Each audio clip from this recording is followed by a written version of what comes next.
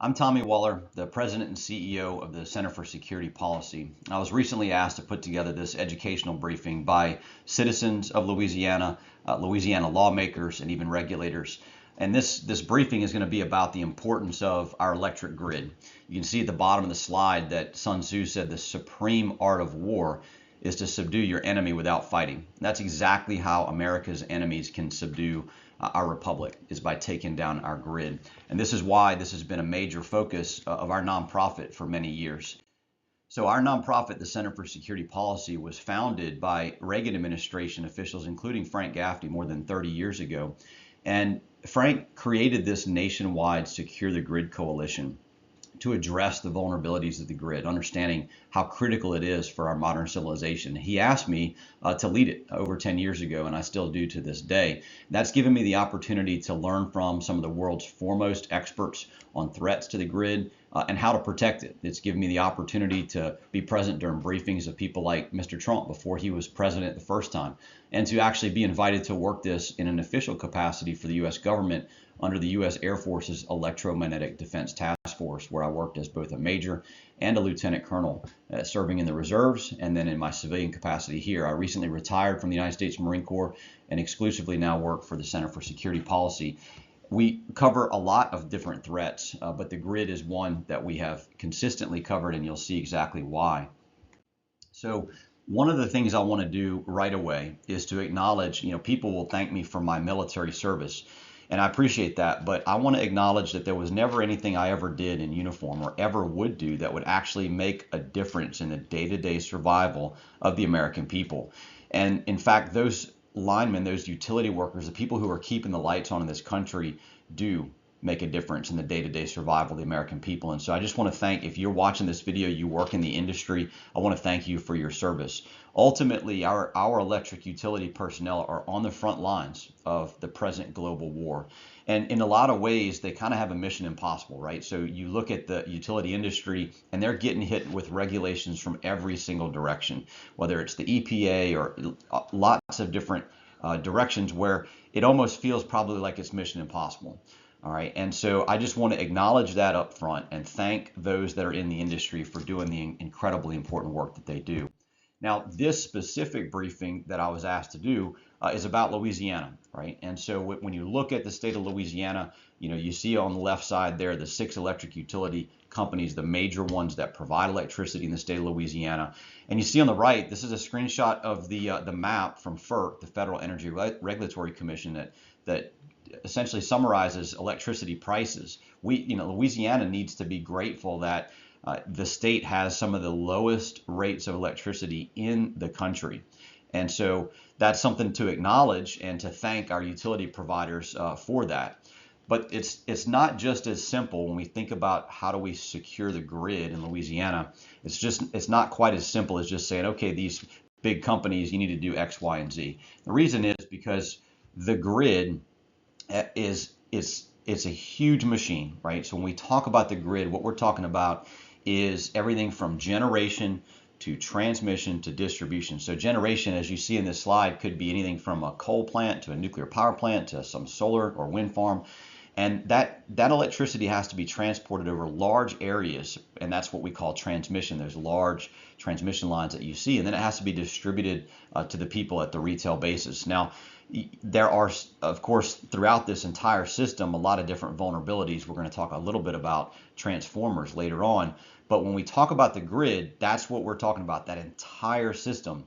And the reality is that the grid doesn't really care about state boundaries, right? And we're going to show in just a moment how in Louisiana doesn't have its own grid. So when we talk about the grid, it's actually 3 major interconnections, okay, the eastern interconnection, the western, and then ERCOT in Texas. Texas has its own grid, and it's not even necessarily regulated the way that Louisiana is.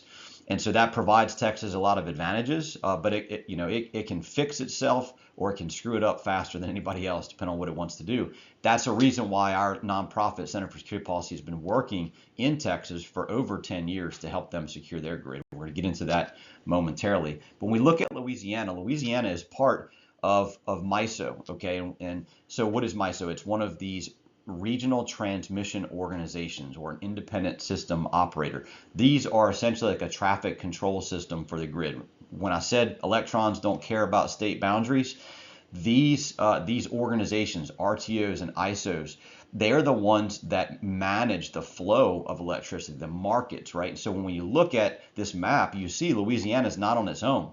It's connected. So what is it connected to? This mid-continent independent system operator, or MISO. And that includes more than 15 states, Canada, as you can see in the map, 45 million people. And so within that, there are certain zones that have been established for planning, resource adequacy, for the markets, real-time operations. And so just as an example, if you go to the MISO website, when you research it, you'll see this is complicated, right? You have a lot of really smart people looking at this issue of how do we generate electricity, transmit it to where it needs to go, how do we pay for it, who pays for it, what are the prices going to be. It's not a simple thing to cover, right? And so we should just understand that going in to this presentation, to credit those that work in the industry and those that regulate the industry and help us figure all of this out. Now, ultimately, this industry, this infrastructure is absolutely a prime target for our adversaries. When we think about blackouts, you see like the background photo there of a blacked out city, New York in this case. We often don't think about all of the different critical infrastructures, the 16 critical infrastructures that depend on the grid, on electricity to function. So I'm not going to spend a lot of time on this, but just think about everything from chemical plants, to water and wastewater, and what happens when we lose power. And so why does Louisiana matter in that regard? Well, take a look at these 4 different maps. You see right there, petroleum refineries. You see the oil pipelines and natural gas infrastructure. And you look at the colonial and plantation pipeline systems, that this provides fuel, whether it be for vehicle or jets, aviation, all the way up to New Jersey and the New York metropolitan area. That all comes from Louisiana. A blackout in the Gulf Coast along the Texas and Louisiana border would absolutely spell destruction for the United States of America. And our adversaries absolutely know that, which makes it a prime target. Now, this is something that, again, we go back to Sun Tzu, right? You can subdue your enemy's troops without any fighting. I mean, just read the quote that's on the slide right now. This is why we've been focused on the grid for so long. Traditionally, there's been 4 major threat vectors that we've seen: physical sabotage, cyber attack, electromagnetic spectrum threats, which we're going to talk about in great detail, solar weather. Now, there's actually 2 more: government policies. We may see blackouts and brownouts because of government policies where we shut down all these large generators, whether it be coal or nuclear, and we try to attach so much to the grid, whether it be EVs and charging stations, that the grid just can't handle it, right? That's an easy problem to fix, generally speaking. Just stop doing things that don't make sense. There's another one though, supply chain. On the left, you see the picture there of a transformer. That is a Chinese manufactured transformer seized in the port of Houston in 2019 and brought to Sandia National Laboratory, where it was inspected and it was found to have a hardware backdoor that would allow remotely someone to shut it off. Okay, and I'm going to talk a little bit about that in just a moment. But first, for the viewer, for the listener of this presentation, what I want to encourage you to do, if you would like to get an incredibly informative deep dive into those 4 threat vectors to the grid, watch the documentary Grid Down Power Up. So griddownpowerup.com is the website. You can also find it on YouTube by typing in Grid Down Power Up documentary.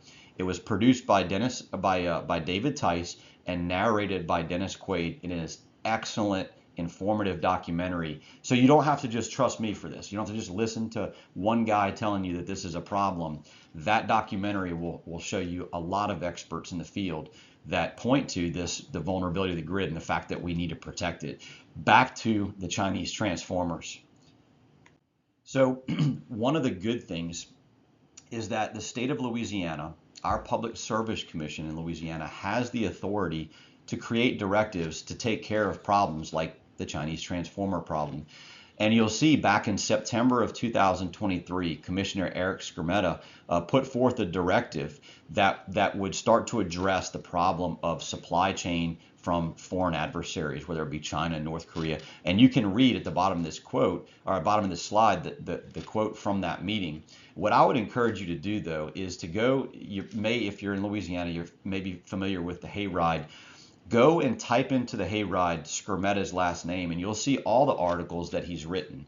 And the one that he wrote here about the China's threat to energy security requiring state level action is absolutely incredibly educational and informative. He literally quotes from the Chinese unrestricted warfare doctrine and lays out really the differences between Louisiana and other states like Texas. Texas had to pass a bill, the Lone Star Infrastructure Protection Act, in order to get their state to start to address this. In Louisiana, the Public Service Commission has that authority, and thankfully he led and the commission followed to take action on this threat.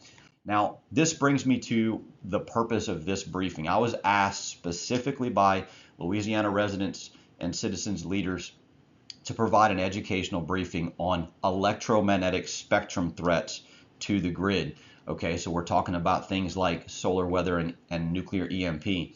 What I'm about to do is clip over to a briefing I provided in February of this year, 2025, to key leaders in Texas. Okay, so the difference in Texas is that their Public Utility Commission doesn't have the type of authority that Louisiana's does. So the Texas legislature had to give them the authority to allow for things like cost recovery, the financial resources for utilities to be able to enhance the resilience of their grid. And so in this presentation, you are going to see me talk to this audience. These are leaders in Texas about a previous bill that allowed for the Texas utilities to be able to ask for these resources, and how that bill did not specify electromagnetic spectrum threats. This is consistent across the board for the United States of America. Our federal government has failed, and the utility industry writ large has failed to protect itself against these electromagnetic spectrum threats. And in this case, in the state of Texas, this presentation was an opportunity for me to brief the leaders in that state and its utilities and its regulators on this threat in great detail. And that's what I'm going to hand over to you right now with that little bit of context so you can see the deep dive into the electromagnetic spectrum and how it threatens our grid. We're going to get to this at the end, but I want to let you know up front what the ask is so you can be thinking about it. You can be telling us what we need to think about as well. And that ask has to do with last session, a bill that allowed the electric utilities the ability to ask for cost recovery for increased resilience. That bill did not specify electromagnetic spectrum threats. It talked about terrestrial weather and sabotage and cyber attack. It didn't talk about solar weather. It didn't talk about electromagnetic interference. It didn't talk about high altitude nuclear EMP, none of those things, okay? So one ask is for us to be able to think about whether or not that bill covers hardening for electromagnetic spectrum threats, despite it not saying it. Okay, so that's one piece of it. And then the second is to get your input on whatever kind of legislation would be helpful to the industry, to the commission, for solving this problem fast, as fast as we can, right? And so that would involve the potential of grant money, for example, from the state to ramp up the supply chain, et cetera. And so these are the things we're going to ask of you to give us some input as we continue to move forward. Now, we're trying to solve two problems. Okay, we're going to get into these. One is the problem of E1, HEMP E1, which we'll talk about, or intentional electromagnetic interference. The second problem is it can be caused by solar weather. We'll talk about it. HEMP E3, all right, essentially ground-induced currents. So both of those cause system-wide problems, which we'll discuss. Both are fixable, at least for the infrastructure that we're going to talk about. And the good news is, we'll get into it, the cost we have estimated is 80 cents a month for our top customer. Okay, so we believe it is eminently doable and cost effective. And so we'll get into that discussion, but those are the two problems we want to solve in this discussion. Okay. All right. So then let's real quick get into electromagnetic pulse or electromagnetic spectrum threats. So you've got the widespread and the localized versions, okay? And we're not going to get into a super history of it, but we obviously discovered this when we started testing nuclear weapons. First, ground burst nuclear weapons. They noticed that when they had a town here that they nuked, okay, Mock town, and the other towns that were connected to it with transmission lines, any conductor that touched that blast or fireball, highly electromagnetically induced currents, fried the electronics over here, the transformers over here. It's called source region electromagnetic pulse, SRAM. They hypothesized that if they launched a nuclear weapon in the exoatmosphere, that it would cause a similar effect. They had no idea how strong it would be. You see in the magazine picture here what that looked like. That was 900 miles from Hawaii. Okay, the United States did those tests, and it turned the lights off in Hawaii. A lot of the test equipment got ruined because they had no idea how strong it would be. The Soviets did very similar tests, except over populated areas, Kazakhstan. Why over Kazakhstan? The exact geomagnetic latitude and longitude of Washington, D.C. on the other side of the earth. That's why they did those tests there. Thankfully, some Soviet scientists defected at the end of the Cold War and gave us the data. So we're gonna see a little bit some of the data we got on what they found during those tests. That's on the nuclear side. So source region EMP from a ground burst, or what they call HEMP, high altitude EMP, or exoatmosphere. So 30 kilometers is where the phenomenon starts. The higher you go up, the more of a footprint you have. Okay. And if we later want to get into discussions about how to optimize the various components of an EMP attack, we can. I'm not going to go over it now. On the localized level, we refer to this as IEMI, intentional electromagnetic interference, directed energy weapons, radio frequency weapons, high powered microwaves, different things that use the electromagnetic spectrum as a weapon on infrastructure.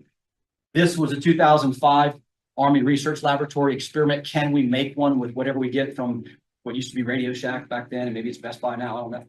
They built it and it worked. These are not even supposed to be weapons, okay? If you can go online right now and look for electromagnetic spectrum test kits for industry, so that, you know, in an oil refinery, for example, you make sure that certain radio frequencies don't interfere with each other, but you can use it as a weapon. So the point being that this is something that can cause problems, okay, to electric infrastructure localized. And thankfully, we can defend against it. When we look at hemp, though, let's talk about hemp very briefly. There's three parts of the pulse: E1, E2, and E3. We're going to predominantly focus on E1 and E3 in this discussion. The reason is the E2 component is very much like natural lightning, and our critical infrastructures are protected, generally speaking, against natural lightning. Okay. So the E1 part, very, very short, nanoseconds, right? And it couples into small conductors, can harm small electronics. The E3, I'm going to show you, it's much longer conductors, okay, like transmission infrastructure. So what's that look like on the E1 side? So it's maybe hard to tell, but you can see some of these network interface, you know, this is a SCADA unit. You can see it quote blowing up, these things basically being damaged by that E1 part of the pulse. Same thing here. These are network interface cards, like you see your Ethernet cable plugged in, and some of the damage that can happen if it's not shielded or protected. Now, this goes to the discussion we just had. So what does it look like nationwide, right? So this would be a hemp detonation over New York City. What you see here, according to this is Oak Ridge National Laboratory 2010 timeframe, the U.S. power grid is expected to collapse, the entire U.S. power grid, right? That's over New York. Over Dallas, same thing, right? The whole grid goes down, all right? But could it come back up? That's what we're going to talk about. Now, we talked about nuclear EMP and intentional electromagnetic interference. Let's talk about the natural form of EMP. We have no idea what's going to happen underneath our feet in the crust of the earth when it comes to the strength of those geomagnetic disturbance, those ground-induced currents, okay? But what does it look like if it is strong?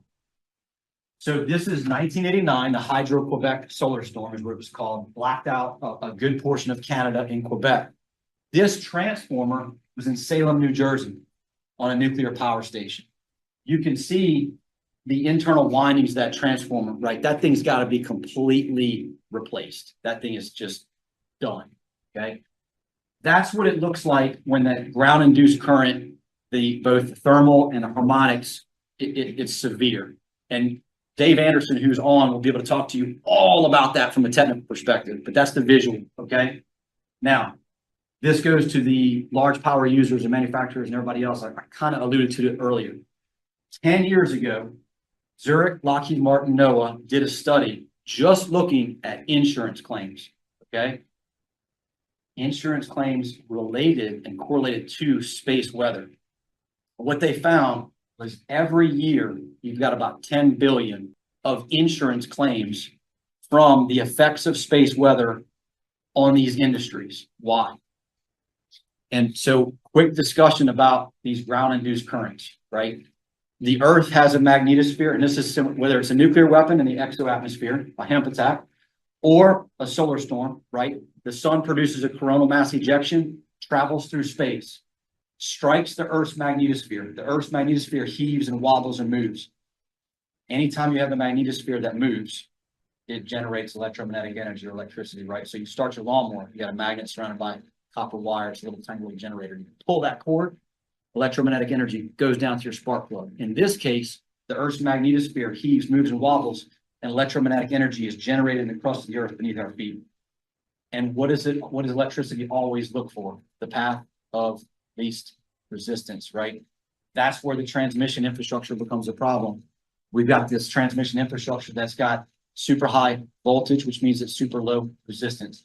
And so that ground-induced current is traveling through the crust of the Earth. Look, it depends on the conductivity of the Earth. In some places that are more conductive or less conductive, it may or may not be more of a threat. But in general, it's traveling underneath our feet and it's looking for the path of least resistance. And it goes up into the grid through that neutral ground wire on transformer and travels through the grid. That's what it can do. So what this means on the insurance side is if that ground-induced current and the harmonics that generate with it are not strong enough to catastrophically take down the transformer and stop at that point, they keep going through the transformer. Downstream, the harmonics go downstream. That's what causes this damage. So if you can protect against this, you can protect against that too. In general, though, what does this mean? 2016, you had all the smartest people in the room together. You had the Congressional EMP Commission, the Department of Energy, DOD, INL, like all the way down, Siemens, Dominion, EPRI, Stratcom. This is what they said. Number one, if you can prevent grid failure, okay, and expedite recovery should it fail. The best policy to protect the grid. These are those quotes. I can get you the transcript if you want, okay? Fight to the last breath to keep the system running. Transformers will need E3 and GMP protection. Shutting the grid down is very risky. Completely unrealistic. When I say that, what I mean is like, oh, we know a solar storm's coming. We're going to shut it down. It's unrealistic, right? The high value quick fix they said was transformer protection. It's a low hanging fruit. Okay.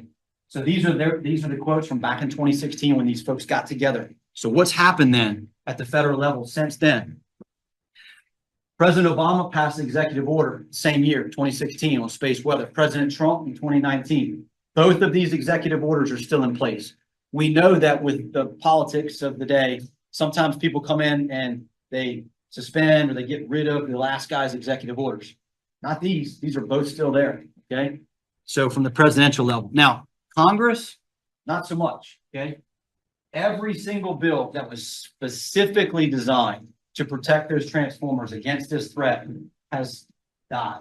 I should say killed. Okay. So you're not counting on Congress to fix this. They did pass Critical Infrastructure Protection Act, and they actually took the language from President Trump's executive order and put it into the National Defense Authorization Act to make it the law of the land. Did it result in the protection of the grid? Absolutely not. Okay. And I'm going to show you one more. This starts to get to the question you had about geomagnetic latitude and longitude. So we're going to talk about NERC for just a second. So, okay, presidential executive orders are in place. Congress hasn't done anything meaningful, or at least the government hasn't responded to it. So what about NERC? What about the Department of Energy? All right, let me show you real quick. This is a visual representation of the NERC GMD standard. This is the solar storm standard established for the protection of the grid against the ground-induced currents caused by solar weather. Okay, it was developed after the 1989 Hydro-Quebec storm, and it has a benchmark of 8 volts per kilometer, which would be up in the northern latitudes. Okay, because when it comes to solar weather, the ground-induced currents produced by a solar storm, in general, as you come down from north to south, the threat is less in general. Regardless, NERC has a benchmark they established, which is way up there next to Canada. And then their standard was designed in a way that you scale down as you go further south. So when I was briefing Secretary Granholm on this, I was explaining to her that in Washington, D.C., with that scaling factor, they need to be protected at 2 volts per kilometer. What does that mean? It means you have to do absolutely nothing to protect the grid. That's how the standard was designed. I'm just going to say it, okay? Designed so you have to do absolutely nothing. Here's the realistic threat though. We know 1921, the railroad storm generated about 20 volts per kilometer in terms of field strength. This is the 18, and when I say railroad storm, why? Because there was railroad infrastructure that literally caught fire from the sparks that came from the telegraph machines.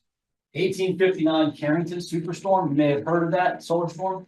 We don't know, we didn't have magnetometers at the time, but we know it was pretty bad. Remember I told you about Kazakhstan and the Soviets nuking above their own people? 66 volts per kilometer is what they achieved. That's the data we got. So this is the realistic threat. This is the benchmark. This is the level of protection in Washington, D.C. Now, I pleaded with Secretary Granholm on 4 occasions and her entire advisory board pleaded with them. Please, please. The infrastructure bill, $1.2 trillion. Nationwide, you could fix this for just over $4 billion. That's 1/3 of 1% of that bill. What the Department of Defense found, and they declassified this in 2017, is it's really about an 85 volts per kilometer field strength that you have to worry about in the southern latitudes of the United States. This is why actually the IEC standard for this will soon be updated to 100 volts per kilometer. That's coming. Dave Anderson can talk about that because he tracks and all that. But this is the declassified report that says that 85 volts per kilometer is the field strength we have to worry about for hemp E3 in the southern latitudes of the United States. This is what y'all had asked about with solar weather. So when you look at the NERC standard and that scaling factor I just talked about, that's the diagram, right? So when you come to Texas, you see it's right middle of Texas is 0.8. DOD is saying you look at about 85, which you need to be worried about for hemp E3, right? The good thing again is if you protect against this with the technology you're going to hear about, you protect against both the solar weather and the hemp E3 part of it. This is what it looks like though, as far as just the visualization from the NERC benchmark. Where you're at right now in Texas, if you follow the NERC benchmark, which means you do nothing, and then the real threats. Where are we at in Texas from a policy perspective? Great story about how we met Senator Hall. Tribute that to God.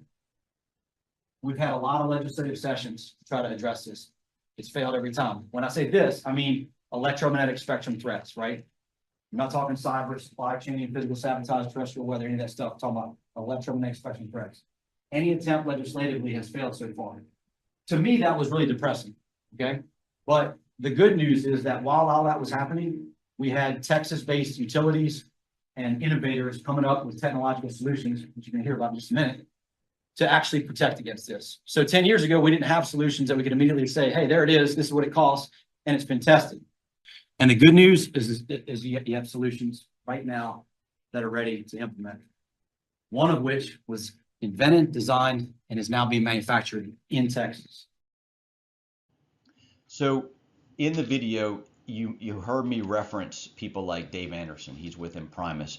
What happened after that in a 2-hour workshop was that the people who had developed these solutions to the electromagnetic spectrum threats provided in-depth presentations on those solutions. I'm not going to get into that right now. These are things that can be brought to the Public Service Commission in Louisiana, to the legislature, to the state of Louisiana, to do the same exact thing. The point here is that this is a fixable problem.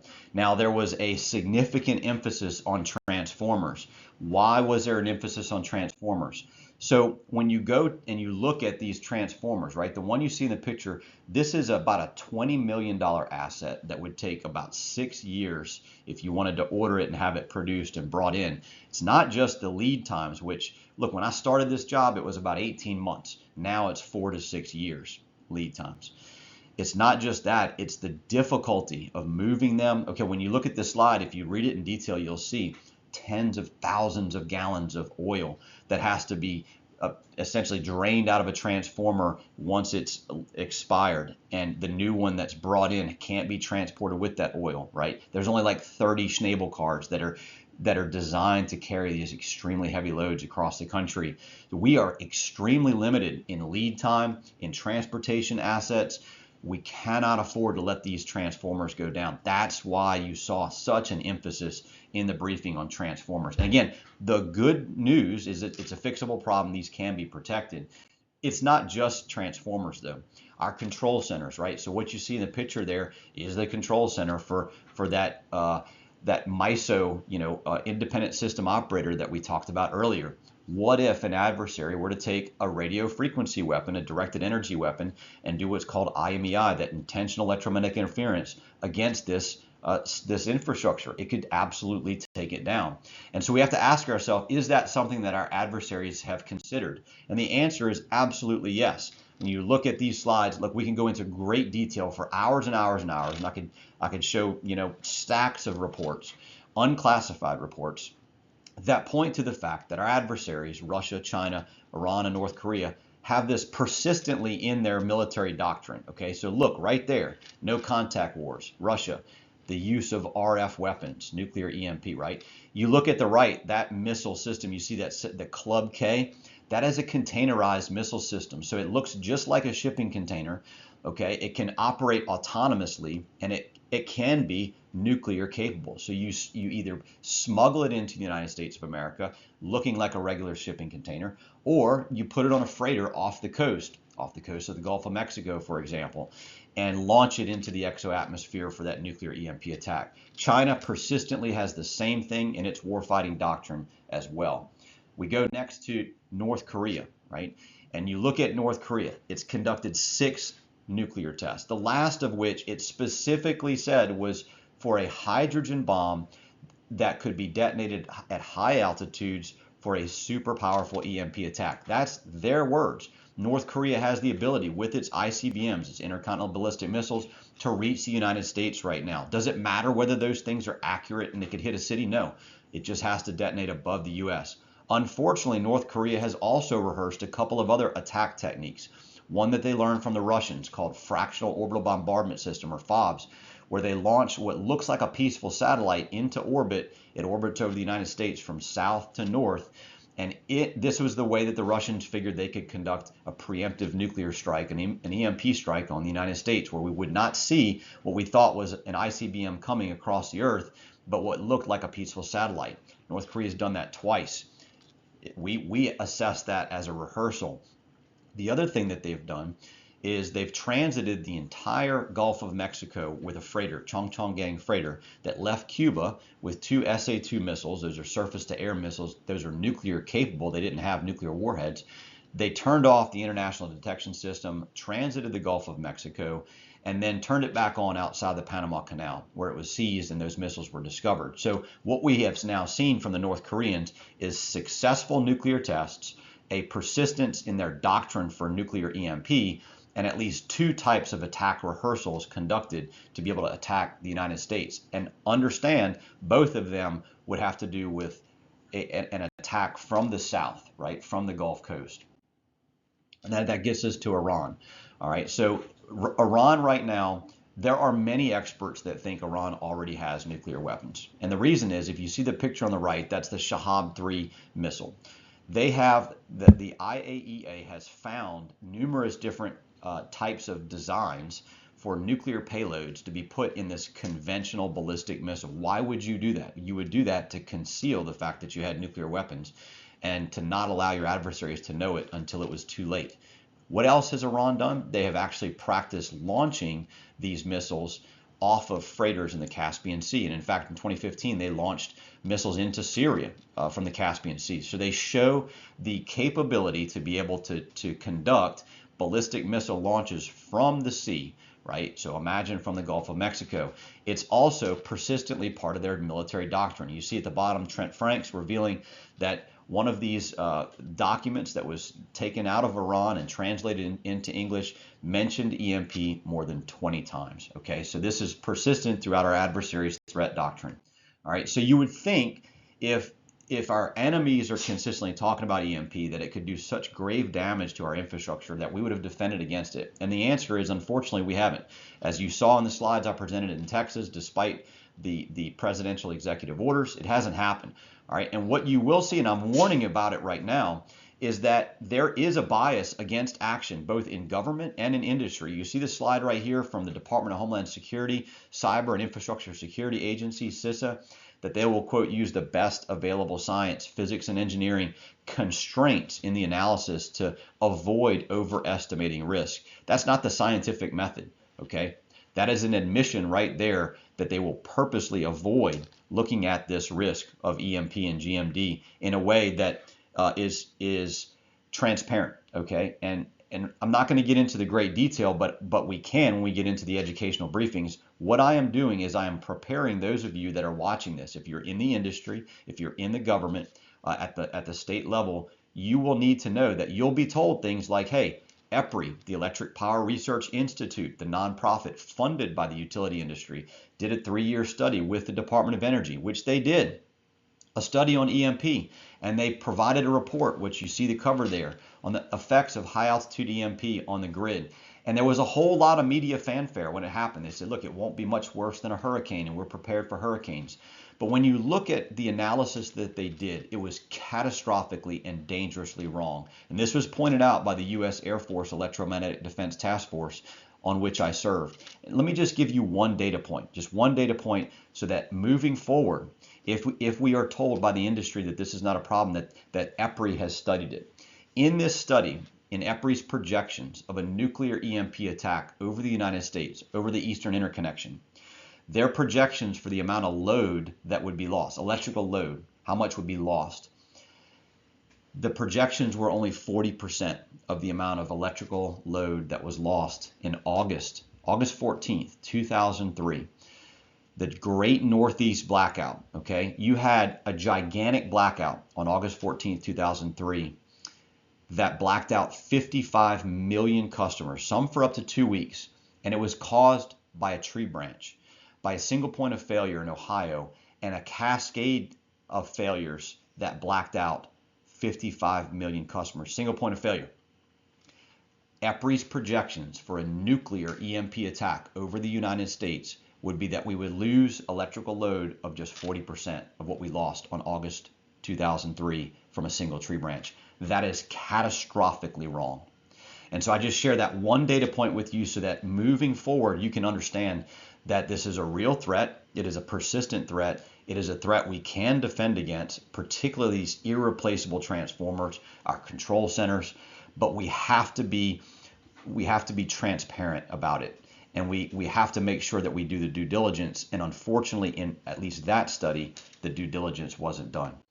So at the end of the day, though, whether we can deter all of our human adversaries and prevent them from using radio frequency weapons or EMP, nuclear EMP, to attack our grid, we cannot deter the sun. This photograph you see right there, these are American citizens that are looking up at the sky during the May 2024 solar storm. Some of you may remember that from last year, where we saw aurora borealis all across the southern United States. That was a relatively decently sized solar storm. In fact, the NOAA space weather reports were that it was, the largest storm that they have. The problem is we can never predict the ground-induced currents, which I described earlier in that briefing to the Texas leaders. We don't know what the ground-induced currents are going to be, okay? And so those ground-induced currents can absolutely fry our grid and leave us without electricity. And we cannot deter the sun. Again, this is a fixable problem. The technology exists. It's been tested. It's just up to us to have the will to do it. And so the bottom line is, if we don't, it's grid down. It's death of our nation. I mean, those of you in Louisiana, you remember Katrina, right? Where was FEMA? Let me tell you, look at the slide right there. FEMA admits there are no contingencies for long-term widespread blackouts. That's it. There are none. You're on your own. There is no cavalry coming. And so what that means is that people have to be much better prepared for blackouts, and that ultimately we need to protect our grid. We can't allow it to go down. And if it goes down, it needs to be able to come back up as fast as possible. And that's possible if we protect these most critical assets that we talked about before. So ultimately, what are the next steps? This should be bipartisan, right? Electrons don't care about state borders, and they don't care about politics or political parties. In a bipartisan fashion, the state of Louisiana needs to move forward. Education, right? The people need to be educated, the electric utility companies about this threat, about the solutions, our elected leaders, regulators, right? And as we go through that process, consistently thanking those who are on the front lines in the utility industry, keeping the lights on. What could this look like? A resolution from the legislature of Louisiana to the Public Service Commission to have them do the due diligence deep dive to look at the threats, the electromagnetic spectrum threats, and figure out the cost recovery mechanisms to be able to pay for protecting against it. But again, it's not just Louisiana. This is going to require education of leaders all throughout MISO and all of the connectedness to Louisiana, all the utility companies that provide those electrons to Louisiana. And so what that would look like are workshops that include the people that understand the threats, the people with the solutions, and the people who own and operate the grid that we all depend on for modern life. And so at the end of the day, that's the way forward that we suggest, that we're here to support that way forward in Louisiana and every other state. And we ultimately also just ask for people to be more prepared, right? Just prepare yourself as best you can for life without electricity for at least a little while. Then the longer you can go, the better. And ultimately, this, I know, it is a scary thing. It can conjure up fear. In fact, it can make you want to just kind of run to the frontier, right? To be a quote prepper. Hey, there is nothing wrong with being prepared. In fact, you should be as prepared as you can. But as Dr. Peter Vincent Pry once said, he was the chief of staff of the Congressional EMP Commission. He told me, he said, Tommy, this topic makes people fearful, and it makes them want to, quote, run to the frontier. And he reminded me that the founders of this republic had an infinite frontier to run to, and they didn't. They didn't run to the frontier. They turned and they fought tyranny, and they won. And so we just need to fight the tyranny of inaction that has resulted in our grid being vulnerable to these electromagnetic spectrum threats. And so I'm here to help those in Louisiana that want to do it, and it's an honor to be asked to do so. Thank you.